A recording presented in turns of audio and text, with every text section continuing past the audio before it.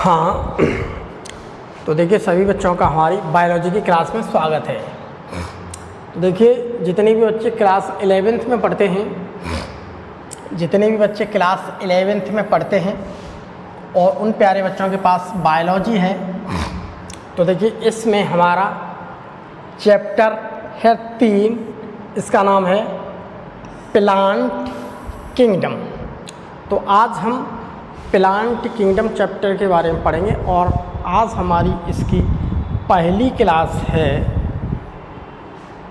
ज़्यादातर सारा का सारा सोर्स हमने NCERT बुक से लिया हुआ है। ज़्यादातर हमारा सारा सोर्स क्या है? NCERT की बुक से। तो सभी बच्चे आराम से अपने अपने NCERT बुक्स को देखते रहें और जहाँ जो पढ़ा रहे हैं उस चीज़ को बड़े ध्यान से सुनते रहें। देखिए आज हम बात करेंगे प्लांट किंगडम में। हमारा पहला अध्याय जो है हमारा अध्याय 3 है, उसका आज हमारा पहला लेक्चर है। तो देखिए हम जब बात तो प्लांट किंगडम की हो रही है, तो देखिए प्लांट किंगडम की बात हो रही है, ठीक है। जब बात हो रही है प्लांट की, तो प्लांट क्या होते हैं पहले हमें ये समझना है, उसकी संरचना कैसी होती है प्लांट की, हमें थोड़ा उसके बारे में समझना है। तो पहले देखिए जब प्लांट की बात हो रही है तो देखिए इस सारी चीज़ को मैं एक प्लांट कहता हूँ इसे। अब ये सारी चीज़ इस प्रकार की मुझे संरचना दिखती है तो हम उसे एक नाम दे देते हैं प्लांट। अब इसके क्या क्या कैरेक्टर्स हो सकते हैं उसके बारे में थोड़ा हम समझेंगे। पहली बात, अगर हम प्लांट किंगडम की बात करते हैं तो जब प्लांट किंगडम की बात करें तो प्लांट किंगडम का मतलब होता है कि इसके अंतर्गत सारे प्लांट्स पढ़ेंगे हम। किंगडम का मतलब होता है, किंगडम का जो मतलब है इसके अंतर्गत हम क्या होल जैसे भी प्लांट कैरेक्टर्स मिलते हैं उस प्लांट की हम क्या करेंगे इसमें स्टडीज, ठीक। Whole plant kingdom. तो यहाँ पर जैसे किंगडम के अंतर्गत, प्लांट किंगडम के अंतर्गत हमें सारे के सारे जो प्लांट्स हैं उन सारे के सारे प्लांट्सों की हम स्टडी करेंगे, जैसा कि हमारे NCERT के बुक्स में लिखा था। अब वो जो सारे प्लांट्स होते हैं छोटे से लेके बड़े तक, मेरी पृथ्वी पर छोटे से लेके बड़े तक बहुत प्रकार के प्लांट्स मिलते हैं। तो सारे प्लांट्सों के ऐसे कुछ फीचर्स तो होंगे, वो सबके प्लांट्स के क्या होंगे समान। तो पहला फीचर्स तो ये हमारा ये है इस प्लांट किंगडम के लिए, प्लांट के लिए सबसे पहले तो ये है, पहली बात तो वो यूकैरियोटिक नेचर के होते हैं, अर्थात इसके अंतर्गत मुझे देखने के लिए यूकैरियोटिक सेल मिलेगी। हमें इसके अंतर्गत देखने के लिए प्यारे बच्चों यूकैरियोटिक सेल मिलती है। सारे प्लांट्स की अध्ययन करेंगे तो ज़्यादातर हमारे प्लांट्स की कैटेगरी जो आते हैं उन्हें के अंतर हमें देखने के लिए यूकैरियोटिक सेल मिलेगी। अगली बात, प्लांट्स के अंतर्गत आते हैं तो वो ऑटोट्रॉप्स होते हैं। ऑटोट्रॉप्स वो होते हैं, मतलब इसका मतलब self prepare food, self prepare food, अर्थात वो अपना खाना स्वयं बना लेते हैं, ठीक है। फोटोसिंथेटिक नेचर के होते हैं। दूसरी बात, नॉन मोटाइल ऑर्गेनिज्म। तो ये वो होते हैं जिसके अंतर्गत हमें लिविंग की ठीक है, लिविंग की हमें क्या मिली है इसके अंदर देखने के लिए प्रॉपर्टीज़, ठीक। लिविंग की प्रॉपर्टीज़ मिल रही हैं, अर्थात लिविंग के हमें कैरेक्टर्स मिल रहे हैं। तो दूसरी बात, ये एक जगह पर फिक्स रहते हैं। फिक्स रहने का मतलब ये है कि ये क्या होते हैं नॉन मोटाइल। ये क्या होते हैं नॉन मोटाइल, ठीक। एक जगह पर फिक्स है, फिक्स का मतलब नॉन मोटाइल मतलब एक ही जगह फिक्स रहेंगे, वहाँ पर दूसरी जगह पर वो चल नहीं सकते, अर्थात नॉन मोटाइल कंडीशन के हैं।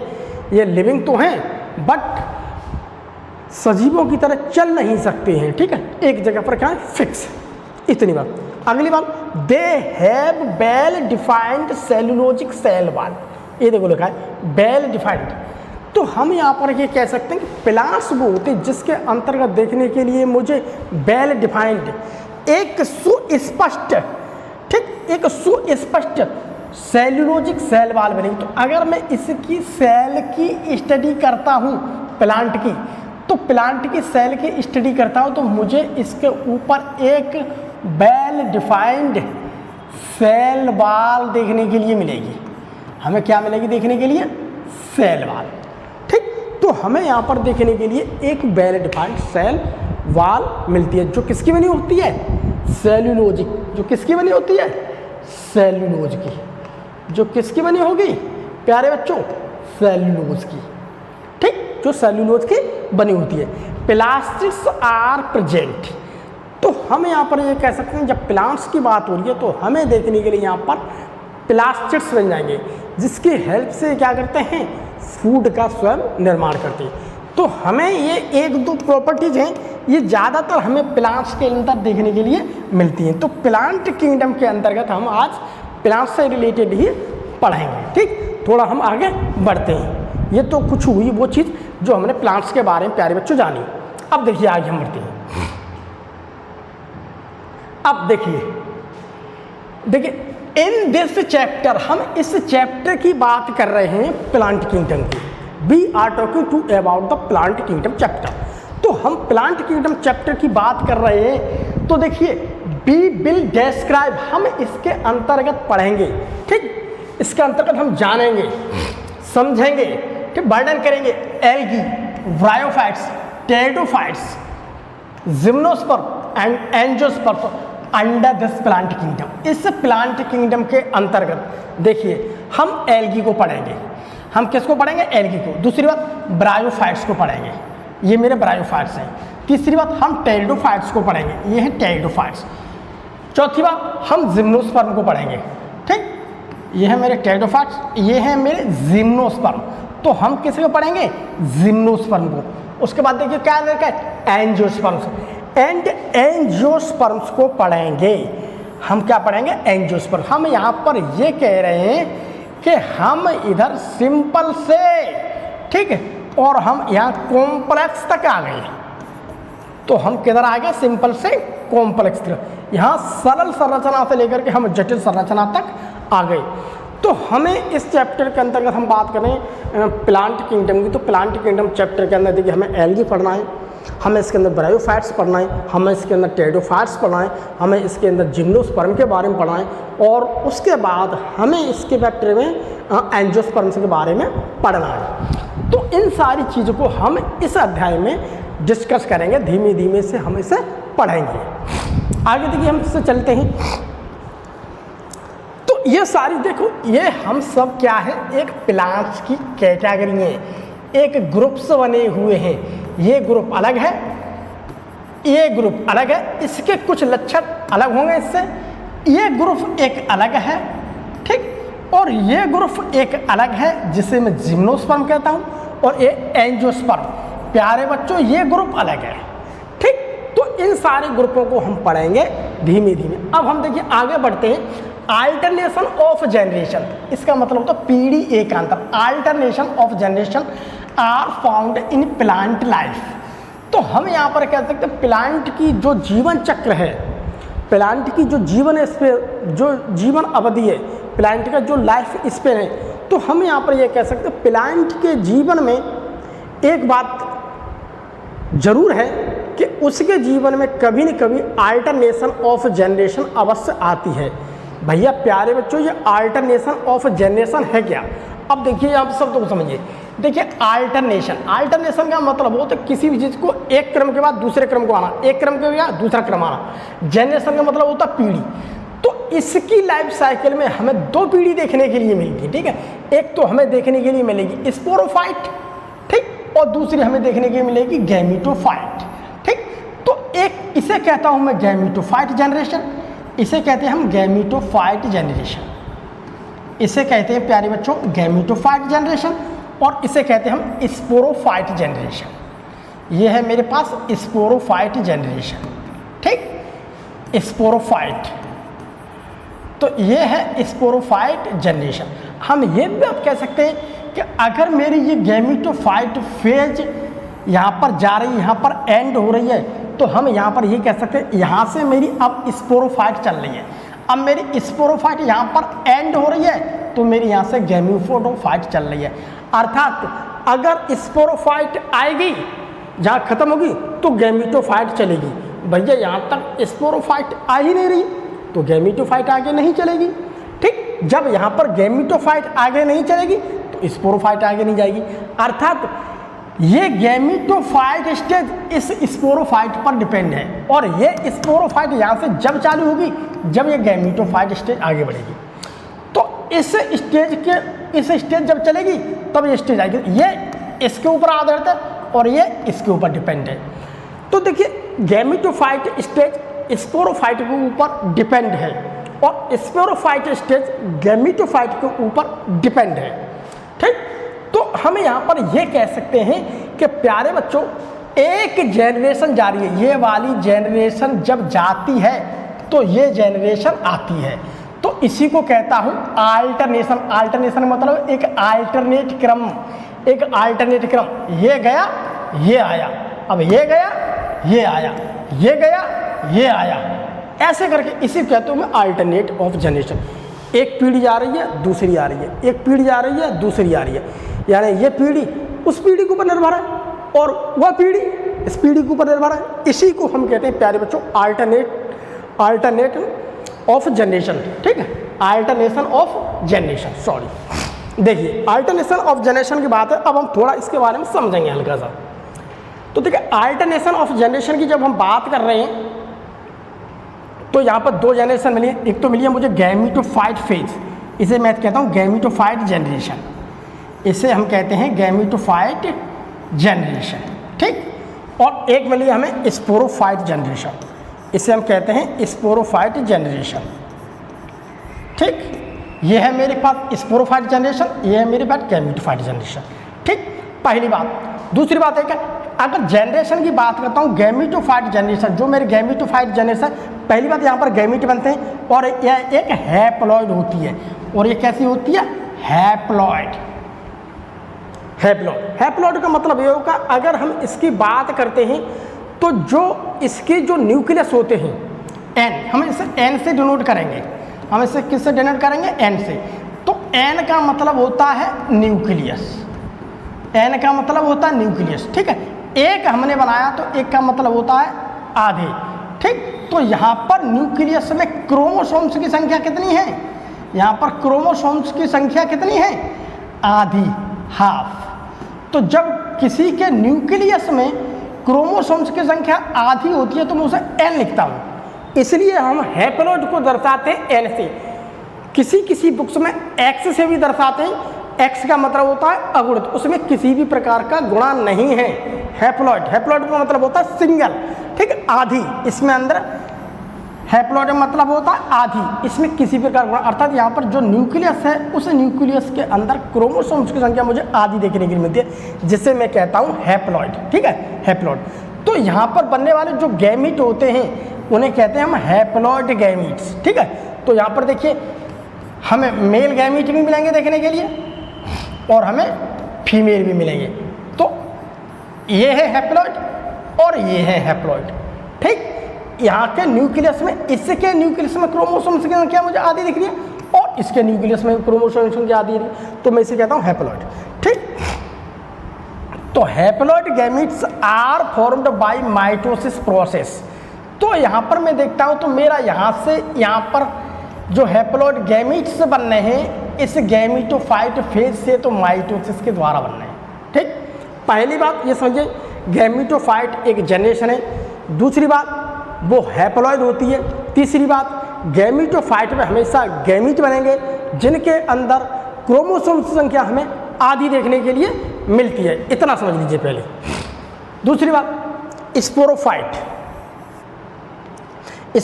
की बात करते हैं तो ये एक डिप्लॉइड फेज है, ठीक। अब ये गैमीट था मेरे पास और एक गैमीट था, एक ये और एक ये, अब दोनों मिलकर के उन्होंने क्या बना लिया मेरे पास, जायगोट, ठीक। ये और ये दोनों मिलकर क्या बना दिया हमारे पास, जायगोट।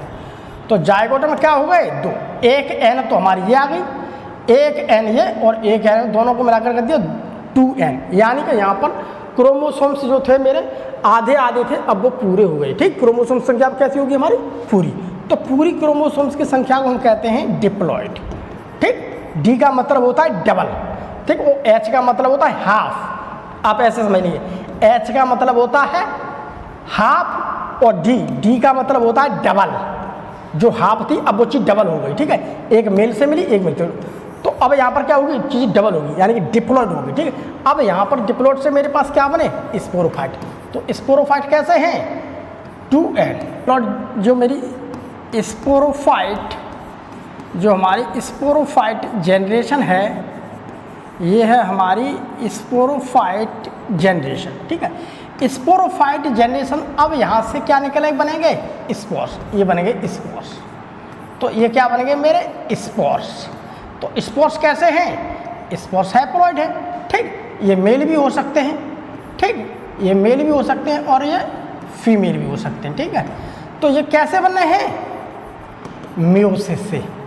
कैसे बने, मियोसिस से। यहाँ पर देखिए ध्यान रखने वाली चीज़ ये है कि अगर मैं गैमीटोफाइट की बात करता हूँ तो गैमीटोफाइट फेज के अंदर जो मेरे गैमीट्स बने वो माइटोसिस प्रोसेस से बने।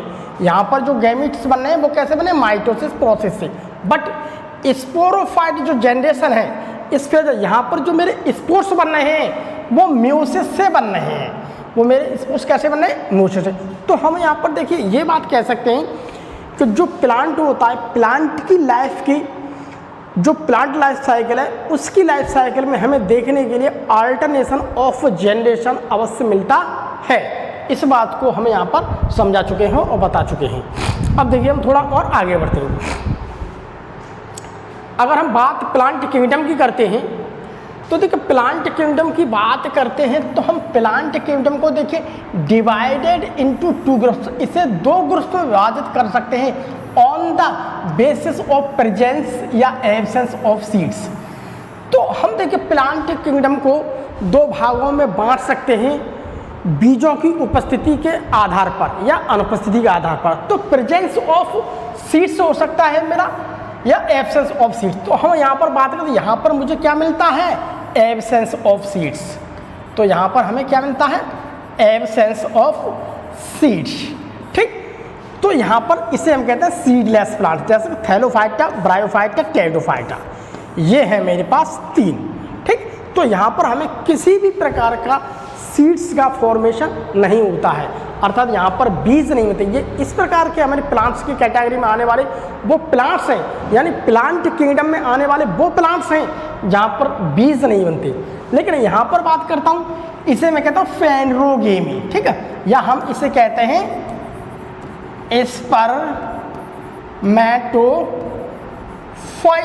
या स्पर्मेटोगेमी भी कह सकते हैं। ठीक है, स्पर्मेटोगेमी, ठीक है, स्पर्मेटोफाइटा भी कह सकते हैं। ठीक है, तो इसे हम कहते हैं सीड बेयरिंग प्लांट्स। यहाँ पर सीड क्या है, यहाँ पर सीड क्या है, यहाँ पर सीड प्यारे बच्चों क्या है, यहाँ सीड प्रेजेंट है, जैसे कि मेरा जिम्नोस्पर्म और एंजियोस्पर्म। तो हम देखिए प्लांट किंगडम को अगर हम बात करते हैं प्लांट किंगडम में, तो प्लांट किंगडम को हम 2 कैटेगरी में बांट सकते हैं। एक तरफ हम वो बांट सकते हैं जिसके अंदर सीड नहीं बनते हैं, इधर वो प्लांट्स हम रखते हैं जिसके अंदर हमें सीड बनते हैं। अब हम थोड़ा आगे बढ़ते हैं, तो आगे बढ़ने से पहले थोड़ा हम इस चीज़ के बारे में पढ़ना चाहते हैं कि हमारी जो प्लांट्स हमें विभिन्न प्रकार के देखने के लिए मिल रहे हैं। तो धीमे धीमे मेरी जैसे जैसे पृथ्वी पर उदय हुआ, धीमे धीमे पृथ्वी पर सभ्यता बनी। तो हमने इससे पहले पिछले चैप्टर में विभिन्न प्रकार के साइंटिस्ट आए, तो कुछ इस प्रकार के आए कि उन्होंने क्या है, कोई साइंटिफिक बेसिस नहीं था, केवल अपने उपयोग के आधार पर उन्होंने प्लांट्सों को, एनिमल्स को, सबको क्या अलग अलग वर्गीकृत किया। वर्गीकृत मतलब अलग अलग बांटा। ठीक, उसके अलावा और भी साइंटिस्ट आए, उन्होंने साइंटिफिक मेथड पे दिया। ठीक, तो कुछ लोग तो ऐसे आए जिन्होंने कोई साइंटिफिक मेथड नहीं था, कुछ ऐसे लोग आए जिन्होंने साइंटिफिक दिमाग लगाया। ठीक, तो साइंटिफिक दिमाग लगाने के मेरे अरिस्टोटल आए, कैरोलस लीनियस आए, उसके बाद हीकल आए, कॉपलैंड आए, उसके बाद R.H. विटाकर आए। तो हम यहाँ पर ये कह सकते हैं पिछले जो मेरा अध्याय था उस अध्याय में हमने अच्छी तरीक़ा से R.H. विटाकर का जो क्लासिफिकेशन था, जिससे आज के समय पर वेल एक्सेप्टेड माना जाता है, उसके बारे में हमने अच्छी तरह से पढ़ा। तो ठीक, अब हम बात करते हैं उस क्लासिफिकेशन की जो कि धीमे धीमे कुछ चेंजिंग होते आई। तो सबसे पहले तो जो हमारे जो क्लासिफिकेशन थे उस क्लासिफिकेशन को देखते हैं। तो देखिए पहले हमें एक आर्टिफिशियल क्लासिफिकेशन सिस्टम आया, सबसे पहले आर्टिफिशियल। तो आर्टिफिशियल क्लासिफिकेशन सिस्टम वो था कि जब मेरी पृथ्वी पर धीमे धीमे लोग अपने अपने दिमाग को यूज कर रहे हैं, तो कुछ ऐसे लोग आए जिन्होंने अच्छी तरीक़ा से चीज़ को समझा, प्रकृति को समझा, उनके प्लांट्सों को समझा, और अपने दिमाग को एक साइंटिफिक तरीका से लगाया। तो शुरू में उनने जो भी कुछ आर्टिफिशियल सिस्टम जो अपन बनाया था, क्लासिफिकेशन बना, तो मेरा आर्टिफिशियल क्लासिफिकेशन आया था शुरुआत में, वो बेस्ड अपॉन 1 या 2 मॉर्फोलॉजिकल कैरेक्टर्स के ऊपर आधारित था। तो शुरुआत में इस प्रकार का क्लासिफिकेशन आया जिसमें 1 या 2 कोई मॉर्फोलॉजिकल कैरेक्टर्स ले लिए, उसी के ऊपर आधारित उन्होंने क्लासिफिकेशंस को बना दिया। मेरा क्या था? आर्टिफिशियल। तो देखिए, सोचते हैं हल्का, देखिए द अर्लिएस्ट सिस्टम, देखिए द अर्लिएस्ट सिस्टम या ओल्डेस्ट सिस्टम ऑफ क्लासिफिकेशन। तो हम ये कह सकते हैं जो मेरा आर्टिफिशियल है, या तो हम इसे कहते हैं सबसे पुराना, या मेरा प्रारंभिक माना क्या है? एक क्लासिफिकेशन सिस्टम है। तो ये मेरा या तो अर्लिएस्ट सिस्टम या ओल्डेस्ट, यानी सबसे पुराना मेथड है मेरा क्लासिफिकेशन का। या हम इससे कह सकते हैं जब शुरू से आरंभ जो मेरा हुआ था, शुरू से जैसे जैसे क्लासिफिकेशन के बारे में पढ़ने लगे, तो शुरुआत में सबसे पहले इस क्लासिफिकेशन को दिया गया based on few superficial morphological characters. तो यहाँ पर किसी भी प्लांट को हमने देख लिया, उस प्लांट के जो सुपरफिशियल जो बाहरी कैरेक्टर्स होते हैं, जैसे मॉर्फोलॉजिकल कैरेक्टर्स कैसे, जैसे मैंने यहाँ पर इसे देख लिया, जैसे मैंने फ्लावर्स को देख लिया, जैसे कि मैंने इसके स्टेम को देख लिया, जैसे कि मैंने इसकी पत्तियों को देख लिया। ये सारी चीज़ें ऐसी हैं जो बाहर से हम देख सकते हैं। ठीक, तो देखिए हम इसके तना को आसानी से देख सकते हैं, इसकी हाइट को आसानी से देख सकते हैं, हम इसकी हाइट को आसानी से देखते हैं, बड़ा है छोटा, हम इसकी पत्तियों को, संरचना को आसानी से देख सकते हैं, हम इसके फ्लावर्स को आसानी से देख सकते हैं, इसके ऊपर आने वाले फल को आसानी। तो ये वो कैरेक्टर्स हैं जिसे मैं कहता हूँ सुपरफिशियल या मॉर्फोलॉजिकल कैरेक्टर्स, या हम इसे कहते हैं वेजिटेटिव कैरेक्टर्स। तो वेजिटेटिव कैरेक्टर जब ऊपर से देख लिया, तो शुरू के लोग थे, तो जिस प्रकार से उन्हें अध्ययन किया किताबों का, जिस प्रकार से उन्होंने प्रकृति को समझा, उस प्रकार से उन्होंने अपने हिसाब से क्लासिफिकेशन देना शुरू किया। तो आर्टिफिशियल क्लासिफिकेशन सिस्टम वो है जो कि किसी भी मॉर्फोलॉजी के कैरेक्टर्स, जो किसमें क्या है, एक मॉर्फोलॉजिकल कैरेक्टर्स को, इसमें 1-2 कैरेक्टर्स को उन्होंने ले लिया, पत्तियों की संरचना ली, तने की संरचना ली, उनकी हाइट ले ली। तो इसमें देखिए बहुत सारे कैरेक्टर्स ले, जैसे उससे हैबिट, ठीक, उसकी हैबिट देखी, उसके बाद उसका कलर देखा, उसके बाद उसके नंबर्स देखे, ठीक है, उसके बाद शेप ऑफ लीव्स, तो पत्तियों की संरचना देखी, भैया पत्तियों की संरचना कैसी है, ठीक। उसके अलावा उन्होंने दे वर बेस्ट मेनली, लेकिन यहाँ पर देखिए फिर उसके बाद क्या किया, उसका जो क्लासिफिकेशन वहाँ पर उन्होंने वेजिटेटिव कैरेक्टर्स को देखा, उसके साथ साथ उन्होंने उसके कुछ सेक्सुअल स्ट्रक्चर्स को भी देखा, जैसे कि एंडोशियम। तो एंडोशियम की स्ट्रक्चर्स को भी वो आसानी से देख सकते थे, तो उन्होंने इस चीज़ को भी अपने क्लासिफिकेशन की स्टडी में शामिल कर लिया, ठीक है। तो ये थे मेरे मॉर्फोलॉजिकल कैरेक्टर्स जो कि शुरुआत में आर्टिफिशियल क्लासिफिकेशन सिस्टम जो था उसमें दिए गए थे। अब देखते हैं, थोड़ा आगे बढ़ते हैं। तो मॉर्फोलॉजिकल कैरेक्टर्स में देखिए हमने बाहर से पेड़ को देखा, तो मैं इस पेड़ को देखता हूँ तो इसकी देखो संरचना मुझे क्रीपर्स दिखती है, इसको देखता हूँ तो ये एक बेल के रूप में किसी के ऊपर चढ़ता जा रहा है, ठीक, हम बाहर से तो देख रहे हैं। अब इसको देखा, ये तो बहुत छोटा है हर्ब्स में, ये इससे बड़ा थोड़ा झाड़ीदार है, ये सबसे बड़ा है। तो हमने इन सारे पेड़ों को बाहर से देख लिया, बाहर से पता लिया, भैया वो तो क्रीपर प्लांट है, वो क्लाइंबर्स है, ये हर्ब्स है, ये श्रब है, ये ट्री।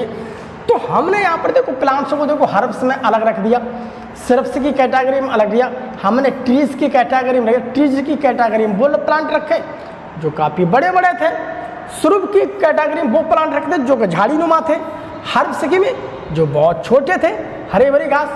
तो बेस्ड ऑन एक्सटर्नल कैरेक्टर्स, तो ये सारा मेरा आर्टिफिशियल क्लासिफिकेशन क्या है, वो एक एक्सटर्नल कैरेक्टर्स के ऊपर क्या है, आधारित है, ठीक। तो ये सारी बाहर से देखने वाली होती है, सुपरफिशियल कैरेक्टर्स बोलते हैं इसे, ठीक है। तो ये सुपरफिशियल कैरेक्टर, जैसे मैंने पत्तियों की संरचना देख ली, ये देखो पत्तियां कैसी हैं, इनकी संरचना देख ली, ये पत्तियों की संरचना बाहर से देख सकते हैं इनकी आसानी से, इनके अंदर हमें पढ़ने की क्या जरूरत है, क्योंकि उस समय न तो हमारे पास सूक्ष्मदर्शी थी ऐसी विशेष, न ऐसे यंत्र थे जिससे कर सकें, इतना हमें कुछ था ही नहीं नॉलेज, तो उसी हिसाब से हमने कर लिया। लेकिन अकॉर्डिंग टू लीनियस, अगर हम लीनियस की बात करें तो लीनियस के अनुसार सच क्लासिफिकेशन वर आर्टिफिशियल।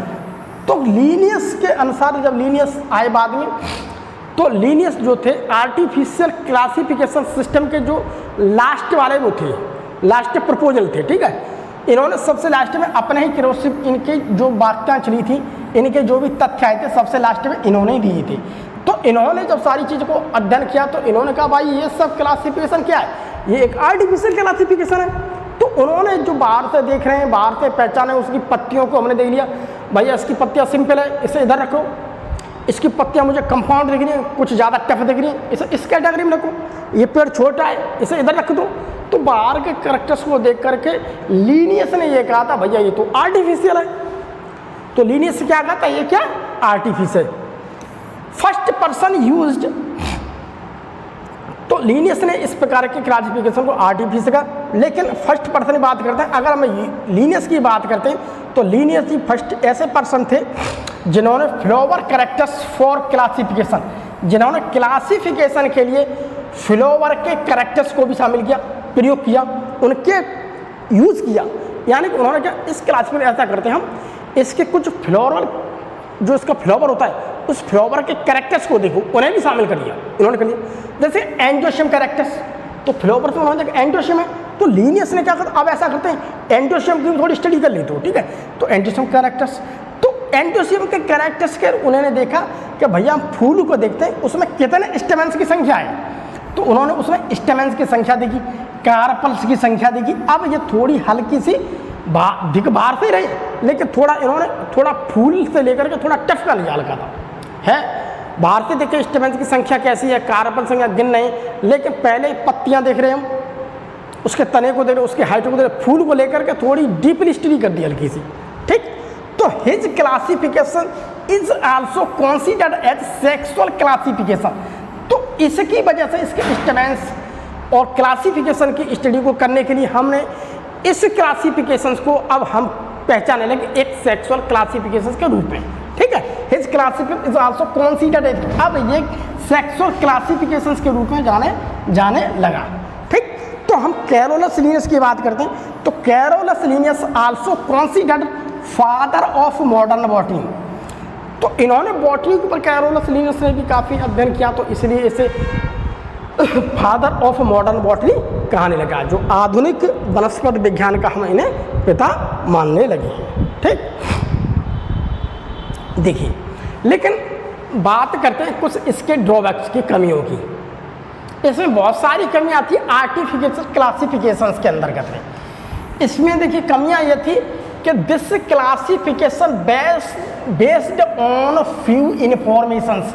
पहली कमियां थी, एक क्लासिफिकेशन केवल कुछ ही लक्षणों के ऊपर आधारित था, ज़्यादा नहीं, थोड़े बहुत लक्षणों के ऊपर ही आधारित था। पहली कमी तो इसकी ये थी।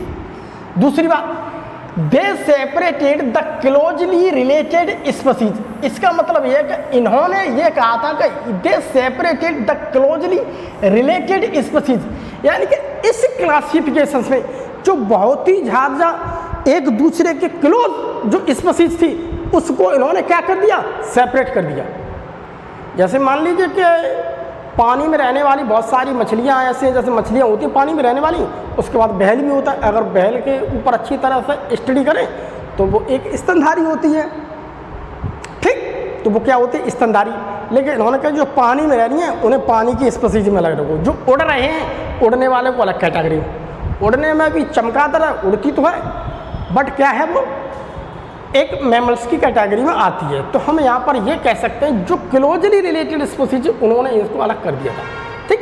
दिस सिस्टम में भी also based upon habit and habitat of the organism.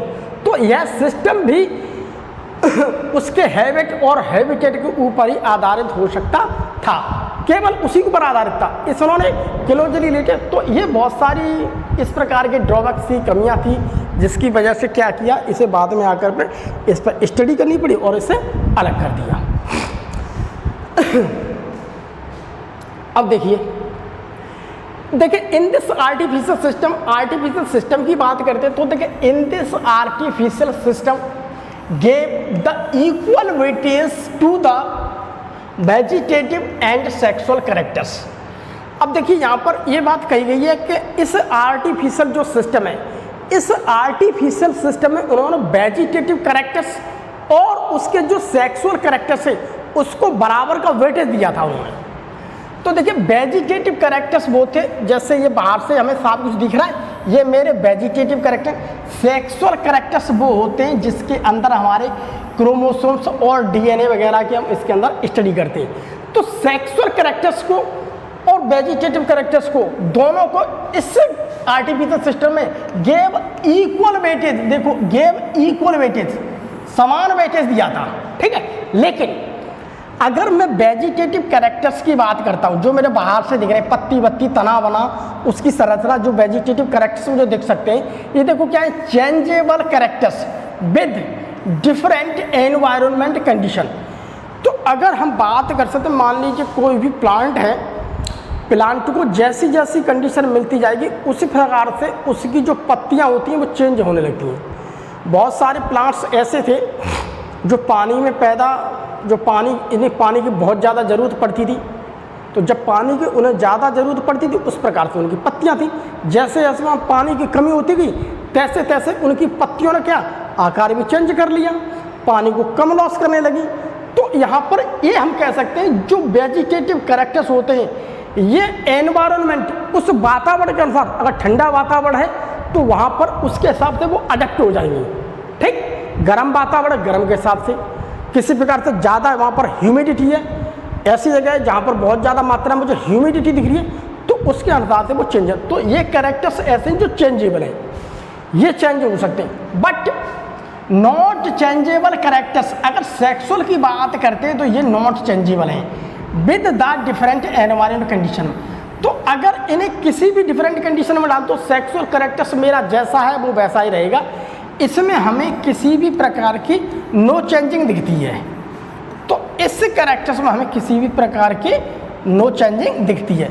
लेकिन आर्टिफिशियल क्लासिफिकेशन सिस्टम में क्या किया था, सेक्सुअल कैरेक्टर्स को और वेजिटेटिव कैरेक्टर्स को दोनों को बराबर मात्रा में तौल दिया, बराबर बैठे दे दिया, भैया दोनों में चेंजिंग हो सकती है।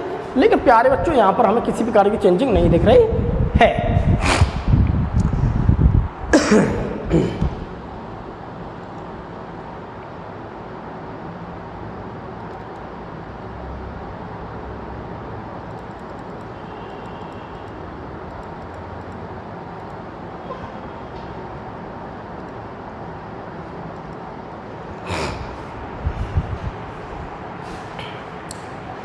उसके बाद अगर हम बात करते हैं तो देखिए उसके बाद आया नेचुरल सिस्टम ऑफ क्लासिफिकेशन।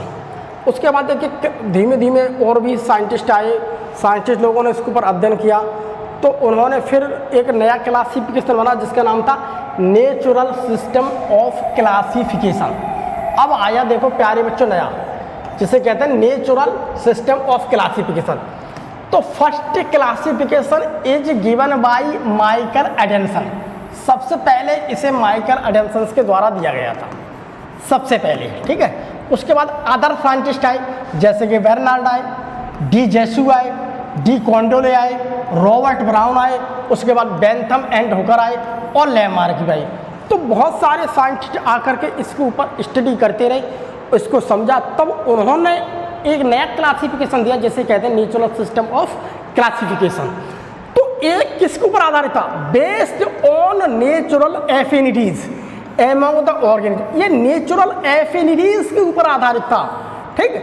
तो उसके ऊपर आधारित था तो जो जीवों के अंदर मिलने वाली होती हैं, तो जैसे मेरे मान मॉर्फोलॉजी यानी कि एक्सटर्नल फीचर्स के ऊपर यहाँ पर पहले से ही स्टडी थी लेकिन इसे भी दोबारा शामिल कर लिया, क्योंकि मॉर्फोलॉजी कैरेक्टर्स को इससे पहले हमने आर्टिफिशियल में पढ़ा था बट यहाँ भी अच्छी तरह से शामिल किया गया। दूसरी बात एनाटॉमी, यानी कि यहाँ पर इंटरनल कैरेक्टर्स को भी अब अच्छी तरह से स्टडी करेंगे।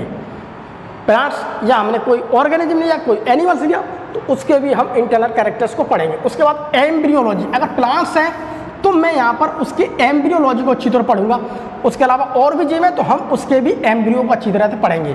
तो स्टडी ऑफ एम्ब्रियो, तो एम्ब्रियो का भी अध्ययन करके हम निष्कर्ष निकालेंगे। उसके बाद साइटोलॉजी, साइटोलॉजी मतलब स्टडी ऑफ सेल स्ट्रक्चर। अगर मैं किसी भी प्लांट्स को अच्छी तरीक़ा से अध्ययन कर रहा हूँ तो हम उसकी सेल की स्ट्रक्चर्स देखेंगे कि इस प्लांट के अंदर में सेल की स्ट्रक्चर कैसी मिली है, उस प्लांट में सेल की स्ट्रक्चर्स कैसी मिली है, इस जीव के अंदर सेल की स्ट्रक्चर्स मुझे कैसी मिली है, उस जीव के अंदर सेल की स्ट्रक्चर्स कैसी मिली है। हम उनकी सेल की स्ट्रक्चर का अध्ययन करेंगे कि ये प्रोकैरियोटिक है या यूकैरियोटिक है। अगर यूकैरियोटिक है तो ये प्लांट सेल है या एनिमल सेल्स है। ठीक, अगर ये प्लांट सेल है तो इसके अंदर सेल वॉल होनी चाहिए, और अगर ये एनिमल सेल है तो इसके अंदर सेल वॉल नहीं होनी चाहिए। तो उनकी सेल का स्टडी किया। उसके बाद एक फाइटोकेमिस्ट्री यानी कि केमिकल स्टडी ऑफ प्लांट्स। फिर इसके अलावा इसमें एक चीज़ को शामिल करिए, जो मेरे प्लांट्स हैं तो फाइटोकेमिस्ट्री में तो प्लांट्स हैं, प्लांट्स के अंदर किस प्रकार का केमिकल निकला है, उसके अंदर एक लैटेक्स दूध निकलता है, उसके अंदर किस प्रकार सुगंध निकल रही है, और भी बहुत सारे केमिकल निकलते हैं। तो उसके भी हमने यहाँ पर स्टडी को शामिल करके अब क्लासिफिकेशन को बनाना स्टार्ट कर दिया। ठीक, लेकिन हम बात करें बेंथम एंड हुकर की, तो बेंथम एंड हुकर ने प्लांट्स के ऊपर यहाँ पर मोर स्टडी की, ज़्यादा स्टडी की। ठीक है, तो मोर स्टडी। ठीक है, तो यहाँ पर देखिए हम इन कैरेक्टर्स की, इस कैरेक्टर्स की, अब ये कैरेक्टर्स इतने शामिल कर लिए। तो above characters as compared to vegetative characters, तो हमने इन कैरेक्टर्स की मोर स्टडी की। ठीक है, morphology, anatomy, embryology, cytology, phytochemistry, इनकी हमने क्या की, मोर स्टडी। ठीक, as compare to vegetative characters. Vegetative जो कैरेक्टर्स थे यानी कि जो मेरा आर्टिफिशियल क्लासिफिकेशन था उसकी तुलना में अब हमें यहाँ पर इन कैरेक्टर्स की अच्छी की। तो हमने यहाँ पर वेजिटेटिव कैरेक्टर्स के बारे में बात करें तो वेजिटेटिव कैरेक्टर्स कुछ ही लक्षणों पर आधारित थे। तो इन पे इतनी चीज़ को लेकर के इन्होंने क्या, अब हमें इसे अच्छा क्लासिफिकेशन बनाएंगे। लेकिन हम इस क्लासिफिकेशन में देखिए बात करें प्यारे बच्चों, तो हम इसकी देखिए बहुत सारी कमियां भी थी, डीमेरिट्स, इसकी बहुत सारी कमियां थी। देखिए did not involve phylogenetic characters यानी कि इवोल्यूशनरी रिलेशनशिप। यहाँ पर वैसे तो पूरा क्लासिफिकेशन अच्छा था, बट इन्होंने यहाँ पर उसके एंसेस्टर की स्टडी नहीं की, यानी कि फाइलोजेनेटिक। ठीक, फाइलोजेनेटिक कैरेक्टर्स को यहाँ पर इन्होंने शामिल नहीं किया, जिसे कहते हैं इवोल्यूशनरी रिलेशनशिप। आखिर में ये जो जीव है, ये प्लांट है, तो हम यहाँ पर ये कह सकते हैं जो मेरा ये जीव है या ये प्लांट्स है, इसका एंसेस्टर कौन है। तो यहाँ पर किसी प्रकार से एंसेस्टर की स्टडी शामिल नहीं की थी।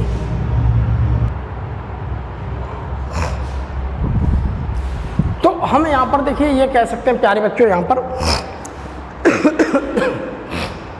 देखिए तो यहाँ पर केवल हमने फाइलोजेनेटिक कैरेक्टर्स को शामिल नहीं किया, फाइलोजेनेटिक इवोल्यूशनरी हिस्ट्री को शामिल नहीं किया। देखिए एल्गी के बाद इन्होंने ब्रायोफाइट्स की स्टडी की, ब्रायोफाइट्स के बाद इन्होंने टेरिडोफाइट्स के बाद एंजियोस्पर्म की, जबकि टेरिडोफाइट्स के बाद जिम्नोस्पर्म आना चाहिए, इन्होंने टेरिडोफाइट्स के बाद तुरंत एंजियोस्पर्म्स को रखा।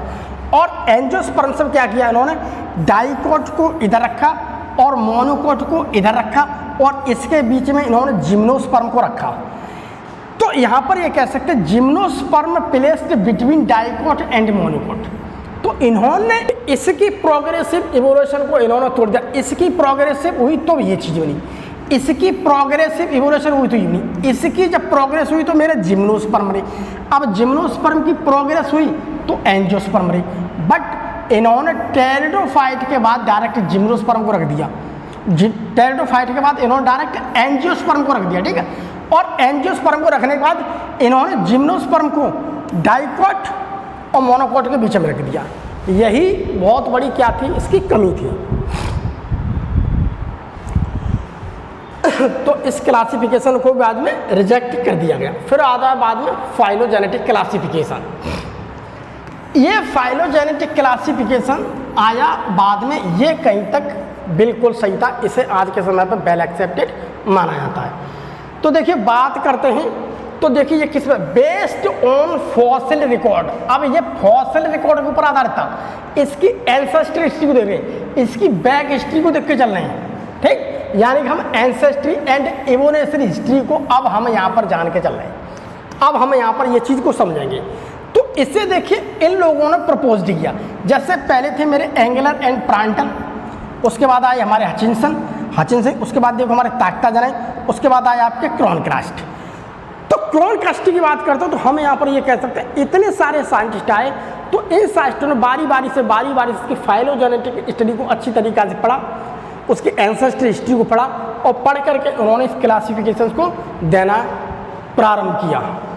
ठीक, तो इस क्लासिफिकेशन, तो यहाँ पर सबसे पहली बात ये थी कि ये किसी न किसी फॉसिल रिकॉर्ड पर आधारित है। ये पिछली हिस्ट्री को पहले पढ़ रहे हैं, फिर आगे का निर्णय निकाल रहे हैं। तो इन्होंने देखिए फॉसिल्स रिकॉर्ड देखे, फॉसिल रिकॉर्ड जो पहले कभी प्लांट थे और वो किसी प्रकार से पृथ्वी पर भूकंप आया या इस प्रकार की आपदा आई जिससे वो क्या हुआ, दब गए, उसके ऊपर बहुत सारी मिट्टी गई, मिट्टी धीमे धीमे धीमे धीमे धीमे करोड़ों वर्ष के बाद क्या पत्थर बन गई और उसके जो प्रिंट बने हुए थे वो छप गए। तो इसे कहते हैं फॉसिल्स। ये देखो पत्थरों के ऊपर उसके नमूने छप गए, इसे कहते हैं नमूने।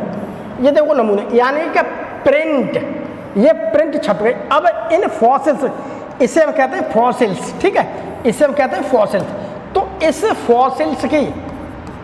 फॉसिल्स की स्टडी यहाँ पर शामिल की, इस फॉसिल्स की स्टडी। ये देखिए ये मेरे प्रिंट छप गए, ठीक, इसे कहते हैं हम फॉसिल स्टडी, इसे हम कहते हैं फॉसिल स्टडी। ठीक, इसे शामिल किया। अब यहाँ से इसको दे रहे हैं, अब इसके फॉसिल रिकॉर्ड को अच्छी तरह समझ रहे हैं। जब इसके फॉसिल रिकॉर्ड को समझ करके अब ये आगे से निष्कर्ष अपना कर रहे हैं। तो ये है इसके, ये देखिए किस प्रकार के प्रिंट से बने हुए हैं। ये हैं हमारे क्या, फॉसिल रिकॉर्ड। ठीक, तो इसके ऊपर इन्होंने स्टडी की। जब इन्होंने स्टडी की तो इन्होंने अब फाइलोजेनेटिक को अच्छी तरीक़ा से क्लासिफिकेशन को इन्होंने दिया, वो अच्छी तरीक़ा से वेल एक्सेप्टेड क्लासिफिकेशन को माना गया। तो देखिए अब हम समझते हैं फाइलोजेनेटिक क्लासिफिकेशंस के बारे में कुछ। ठीक, तो देखिए फाइलोजेनेटिक क्लासिफिकेशंस के बारे में इतना आप समझ गए, वहाँ पर हमें फॉसिल रिकॉर्ड देखना पड़ता है। अर्थात हम यहाँ पर एंसेस्टर हिस्ट्री को देख रहे हैं, उसकी इवोल्यूशनरी हिस्ट्री को देख रहे हैं। ठीक है, तो देखिए द क्लासिफिकेशन ऑफ ऑर्गेनिज्म, ठीक है, किसी भी जीव का जो वर्गीकरण है, क्लासिफिकेशन है, इज बेस्ड, यानी हम बात करते हैं तो किसी भी जीव का जो classification is based on their evolutionary and genetic relation. तो उसकी हम सबसे पहले ये किस पर आधारित था, देयर इवोल्यूशनरी। ठीक है, उसका किस प्रकार से इवोल्यूशन हुआ, उसका किस प्रकार से इवोल्यूशन का एक क्रम है, एंड जेनेटिकल रिलेशंस, और उसका किस प्रकार से जो जेनेटिकल रिलेशंस होते हैं उसके किस प्रकार से जेनेटिकल रिलेशंस मिल रहे हैं, उसके पिछले रिलेशंस किस प्रकार है जेनेटिकली। ठीक है, अर्थात हम ये भी कह सकते हैं it is based on phylogeny of organism. तो ये ऑर्गेनिज्म जो थे उनकी फाइलोजेनी के ऊपर आधारित था। जो मेरे जीव हैं उन जीव का पिछला जीव क्या है, उसका पिछला जीव क्या है। तो जैसे मान लीजिए ये कोई ऑर्गेनिज्म है, अब इसका पिछला रिकॉर्ड देखा ये क्या है, इसका पिछला रिकॉर्ड देखा ये क्या है, इसका पिछला रिकॉर्ड देखा ये क्या है। अब ये रिकॉर्ड किससे मिल रहा है, तो ये बन गया एंसेस्टर, इसे बन गया एंसेस्टर। तो इसकी ये इवोल्यूशनरी हिस्ट्री बोलते हैं इसे। अब यहाँ से देखो ये चल रहा है, यहाँ से ये चल रहा है, यहाँ से ये चल रहा है, अब ये इवोल्यूशनरी हिस्ट्री हो गई है। ठीक, अब यहाँ तो हमें यहाँ से जीव को लेके उसकी इवोल्यूशनरी हिस्ट्री को हम यहाँ पर बात करें। ठीक, तो इस प्रकार से ये क्या था, हम ये कह सकते हैं कि ये बेस्ड है फाइलोजेनी ऑफ ऑर्गेनिज्म। ठीक, ऑर्गेनिज्म की फाइलोजेनी पर आधारित है। ठीक है, the organism belonging to the same taxa have a common ancestor. तो इसमें देखो ये कहा गया है कि जो ऑर्गेनिज्म होते हैं, जो जीव होते हैं, वो किसी भी एक समान जो टैक्सा है उस टैक्सा की बात करते हो, तो जो भी कोई एक same taxa have a common ancestor. तो जितने भी मेरे मान लीजिए यहाँ पर कोई एक जीव है, जो जीव बन के आ गए, अगर इनकी बात करते हैं तो ये धीमे धीमे देखो और भी जीव हैं, और भी जीव हैं, तो इन सब की बात करते हो यहाँ पर इसका एक क्या है, एंसेस्टर। तो वो एंसेस्टर को हम क्या कहते हैं, एक कॉमन। ठीक, तो इन सब जो एक समान टैक्सा में, एक सेम टैक्सा में, जो सेम टैक्सा में जो ऑर्गेनिज्म है मेरे, ठीक, जो ऑर्गेनिज्म है मेरे, इसका एक ही कॉमन एंसेस्टर है। तो इन सब का क्या है, एक ही कॉमन एंसेस्टर है। यही देखो एनसीईआरटी ने कहा है। ठीक है, अगली बात देखिए, बी नाउ यूज इन्फॉर्मेशन। हम यहाँ पर किसी की इन्फॉर्मेशन को प्रयोग करते हैं फ्रॉम मैनी अदर सोर्सेज, जो किसी भी अन्य सोर्स से हमने प्राप्त किए हैं, तो उसकी जो भी हमने इन्फॉर्मेशन प्राप्त की, किसी भी सोर्स से हमने प्राप्त की इन्फॉर्मेशन, उस इन्फॉर्मेशन का हमने यहाँ पर पूछा, जो हमें क्या करते हैं, टू हेल्प रिसॉल्व, ये देखो लिखा है resolve difficulties in the classification, जो हमें इस क्लासिफिकेशन की आने वाली जो कठिनाई होती हैं, उस कठिनाइयों को समझने में क्या करती है, हमारी हेल्प करती हैं। तो to help resolve difficulties in classification, तो अगर हम किसी प्रकार से फाइलोजेनेटिक क्लासिफिकेशन लिख रहे हैं, तो उसकी हमें किसी प्रकार से कठिनाई हो रही है, तो हम क्या करेंगे, तो कठिनाई हो रही है तो हम उसकी किसी भी सोर्स से हम किसी भी तरीक़ा से उसकी पिछली इन्फॉर्मेशन लेंगे। तो पिछली इन्फॉर्मेशन हमें किसी भी तरीक़ा से मिल जाए, तो उससे क्या होगा, हमें उसकी जो है क्या है, उसकी बहुत सारी जो कठिनाई होती है, उस क्लासिफिकेशन को हमें आसानी से सॉल्व कर सकते हैं। हमें सबसे पहले उसके सोर्स मिलने चाहिए। दूसरी बात, दीज बिकम मोर डिफिकल्ट, ये तब और भी ज़्यादा कठिन हो जाता है। दीज, ये और भी ज़्यादा कठिन कब बनने लगा है, when there is no supporting fossil evidence, अगर हमें किसी भी प्रकार से उससे संबंधित कोई फॉसिल रिकॉर्ड नहीं मिला है। भैया हम किसी की हिस्ट्री सोच रहे हैं, हमें उसके कोई फॉसिल रिकॉर्ड ही नहीं मिल रहा है।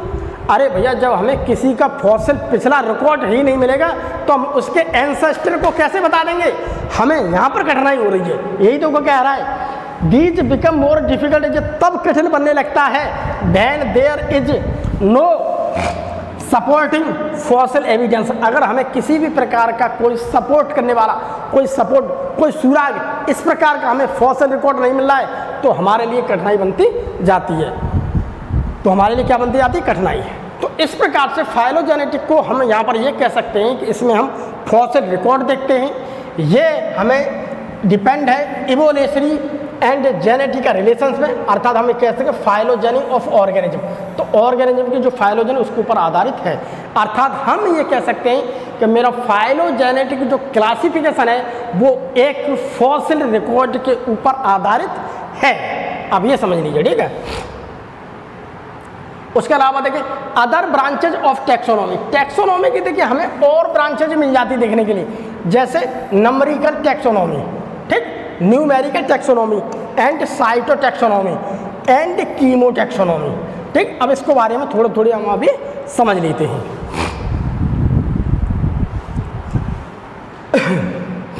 अगर हम बात करते हैं न्यूमेरिकल टैक्सोनॉमी, तो देखिए न्यूमेरिकल टैक्सोनॉमी की बात करते हैं तो इसे हम ये भी कह सकते हैं, टैक्सोमेट्रिक्स भी कह सकते हैं, ठीक, और टैक्सीमेट्रिक्स भी कह सकते हैं। इसके अलावा हम इसे मैथमेटिकल टैक्सोनॉमी कह सकते हैं, इसके अलावा हम इसे फेनेटिक्स भी कह सकते हैं।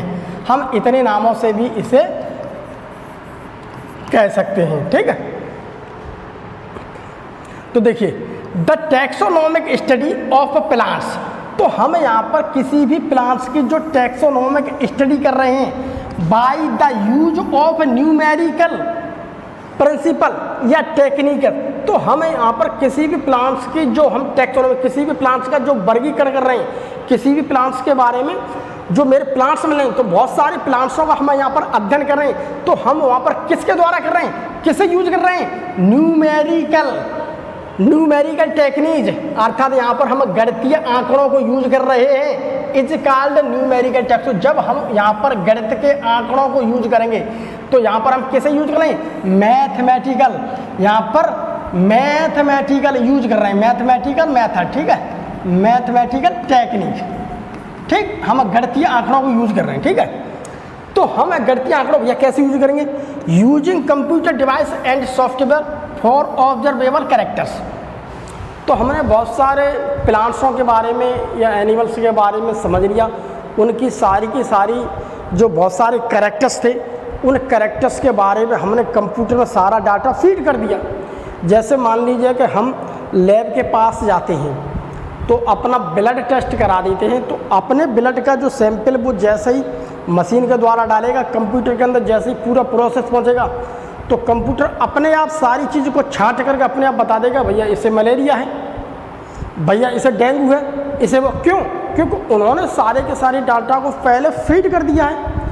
तो इस प्रकार से उनका काम क्या हो जाता है, बहुत आसान। ठीक इसी प्रकार से हमने प्लांट से रिलेटेड सारे कैरेक्टर्स को नंबर बाय नंबर किसी कंप्यूटर में हमने फीड कर दिया और उससे मिलान कर लेते हैं, तो हमें सारी चीज़ उससे मिलान हो जाती है, तो हम उस कैरेक्टर्स को पहचान लेते हैं। ठीक, तो यहाँ पर क्या है, ऑब्जर्वेबल जो पहचाने हुए कैरेक्टर्स को उसे कंप्यूटर के अंदर हम क्या सेव कर देते हैं। ठीक, उसके अलावा observable characters are given in digital codes.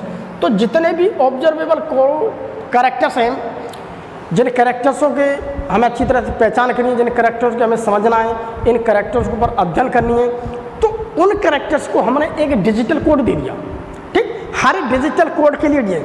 अब डिजिटल कोड से हम मिलान करते जाएंगे, करते जैसे मिलान मिलेगा कंप्यूटर से ओके, जैसे मिलान मिलेगा कंप्यूटर से ओके। तो यहाँ पर हम क्या कर रहे हैं भैया, मैथमेटिकल यूज करें, उसमें एक कोड दे रहे हैं कंप्यूटर में। ठीक है, इंपॉर्टेंस इसका महत्व का है, यहाँ पर 100 characters can be considered at the same time.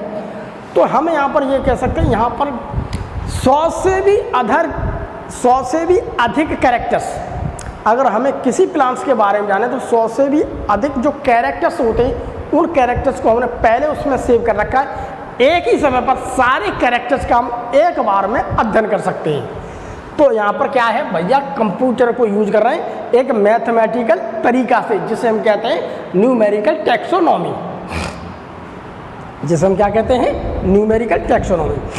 उसके बाद देखिए अगला आ गया हमारा साइटोटैक्सोनॉमी। भैया साइटोटैक्सोनॉमी क्या है? साइटो का मतलब होता है सेल और टैक्सोनॉमी का मतलब होता है क्लासिफिकेशन। तो इस प्रकार के क्लासिफिकेशन वर्ग की बात करें जिसमें ज़्यादातर हम सेल की इन्फॉर्मेशन लेके चल रहे हैं, जिसके अंतर्गत हम क्या लेके चलें, सबसे ज़्यादा हम सेल की इन्फॉर्मेशन लेके चल रहे हैं। तो देखिए the application of cytological data. तो देखिए क्या है, साइटोलॉजिकल डाटा का एप्लीकेशन, अनुप्रयोग, यूज। ठीक है, अनुप्रयोग। ठीक है, अनुप्रयोग of cytological data to solve the taxonomical problems is called cytotaxonomy. तो अगर हम किसी भी साइटोलॉजिकल जो डाटा है, उस साइटोलॉजिकल डाटा जो हमारा है, उस साइटोलॉजिकल डाटा के बारे में हमने समझा, उस साइटोलॉजिकल डाटा के हम प्रयोग कर रहे हैं, तो वो टू सॉल्व हमारी प्रॉब्लम सॉल्व करता है, जो चीज़ को सॉल्व करता है हल करने में, द टैक्सोनॉमिकल प्रॉब्लम। तो टैक्सोनॉमी के वर्ग से रिलेटेड बहुत सारी प्रॉब्लम सॉल्व कर देगा, उसी को हम क्या कहते हैं, साइटोटैक्सोनॉमी। ये बेस्ड ऑन साइटोलॉजिकल इन्फॉर्म, ये विभिन्न प्रकार की साइटोलॉजिकल मतलब सेल की जो स्टडी होती है, उस सेल की स्टडी में पढ़ेंगे। तो सेल की स्टडी में हम मान लीजिए किसी प्रकार से क्रोमोसोम्स की स्टडी पढ़ रहे हैं।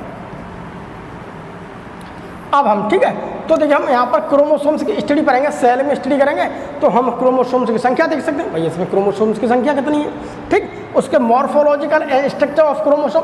अब क्रोमोसोम्स की हम स्ट्रक्चर देखते हैं, भाई कैसी स्ट्रक्चर्स है, कितनी संख्या है, and their behaviour of chromosomes, और क्रोमोसोम्स का किस प्रकार से बिहेव है।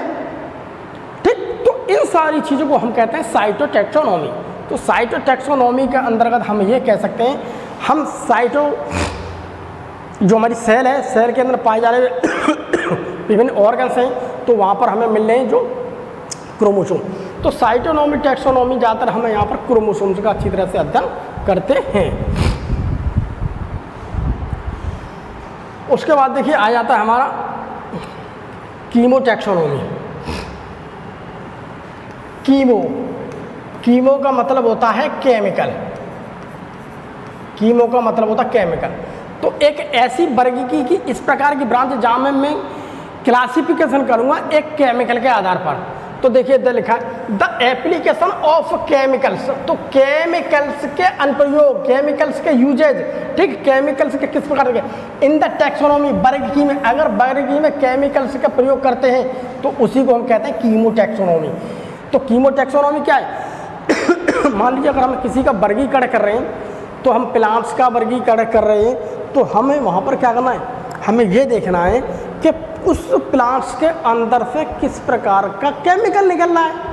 तो यहाँ पर केमिकल की स्टडी करेंगे, उस केमिकल की स्टडी से पहचान लेंगे। देखते हैं बीच में, देखिए कीमोटैक्सोनॉमी दैट यूजेज, कीमोटैक्सोनॉमी वह है that uses the chemicals constitute, जिसमें केमिकल्स का क्या किया जाता है, केमिकल्स कंस्टिट्यूट, केमिकल स्थित होते ऑफ द प्लांट, जो प्लांट के अंदर केमिकल स्थित हैं, जो केमिकल पाए जाते हैं, टू रिसॉल्व कन्फ्यूजन्स, जो हमारे कन्फ्यूजन्स को क्या करते हैं, solve, and also used by taxonomist these days. आजकल अगर दोनों में देखा जाए तो इन सारी चीज़ों का यूज करके आजकल इन दोनों में हमें इस चीज़ का हम टैक्सोनॉमी में यूज कर रहे हैं। तो आजकल हम जो क्लासिफिकेशन कर रहे हैं, तो आजकल का जो हमारा इन दोनों जो होने वाला जो हमारा एक क्लासिफिकेशन है, तो उस क्लासिफिकेशन में हम कीमोटैक्सोनॉमी यानी कि केमिकल का प्रयोग करके, ठीक, केमिकल के प्रयोग से क्या करें, केमिकल के प्रयोग करके विभिन्न प्रकार के जो हमारे कन्फ्यूजन्स होते हैं प्लांट से रिलेटेड, उन कन्फ्यूजन्स को क्या करें हम सॉल्व कर रहे हैं। उन कन्फ्यूजन्स को क्या करते हैं हम सॉल्व।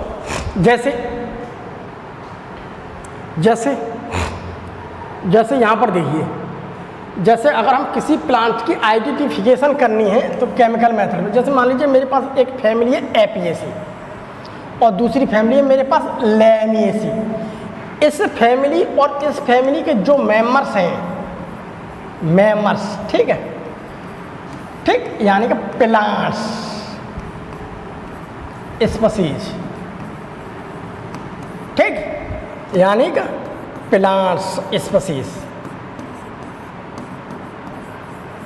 जो मेरी प्लांट्स स्पीशीज में, इनकी पहचान मैं करता हूं on the basis of chemical यानी कि अरोमा यानी कि स्मेल। तो हम यहाँ पर इसकी एक विशेष पहचान, कैरेक्टरिस्टिक स्मेल, इसमें एक विशेष प्रकार की स्मेल आती है, अर्थात हम ये कह सकते हैं खुशबू आती है, अरोमा, ठीक है, अरोमा हमें खुशबू आती है फ्रॉम क्रश लीव। अगर इनकी पत्तियां हैं, इन पत्तियों को, ये पत्तियां हैं, इन पत्तियों को मैंने इकट्ठा करके मैंने एक बर्तन में रख लिया। इस बर्तन में मैंने बहुत सारी पत्तियां रख ली।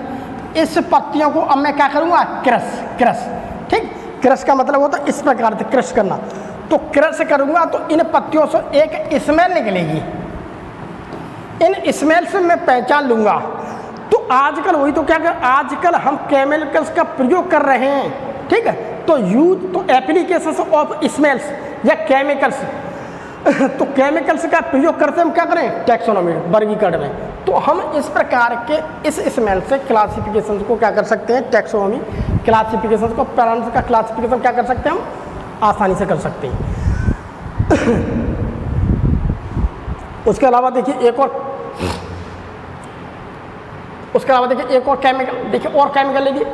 जैसे मान लीजिए मैंने रोजेसी फैमिली ले ली और सिन्नामोमम ले लिया है, ठीक है। और रोजेसी फैमिली की बात करें तो रोजेसी फैमिली के बारे में बात करें तो इसके अंदर रोजेसी फैमिली है, यहाँ के मेरे पास जो मेंबर थे कुछ प्लांट्स हैं, उस प्लांट्स की अगर हम बात करते हैं, प्लांट स्पीशीज की अगर हम बात करते हैं तो यहाँ पर आर्जिनिन बहुत ज़्यादा मात्रा में मिल रहा है। जब आर्जिनिन की हमने पहचान कर ली, आर्जिनिन की खुशबू पहचान लिया, आर्जिनिन की पहचान होगी, तो हमने किसी भी प्लांट्स के बारे में देखा तो हमने कहा इस प्लांट्स में आर्जिनिन बहुत ज़्यादा मात्रा में मिल रहा है, अर्थात ये प्लांट्स तो मेरा रोजेसी फैमिली से बिलोंग करता है। उसके बहुत सारे, तो यहाँ पर मैंने किसका यूज किया, तो यहाँ पर हमने किसका यूज किया, केमिकल बेस का, ठीक है, केमिकल बेस का, ठीक है। अब सिन्नामोमम की बात करें तो सिन्नामोमम की बात करें तो यहाँ पर मुझे एक कैम्फोर मिलता है।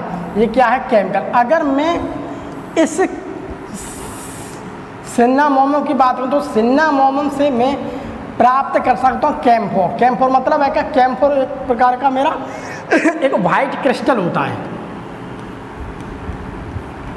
वाइट क्रिस्टल, ठीक है।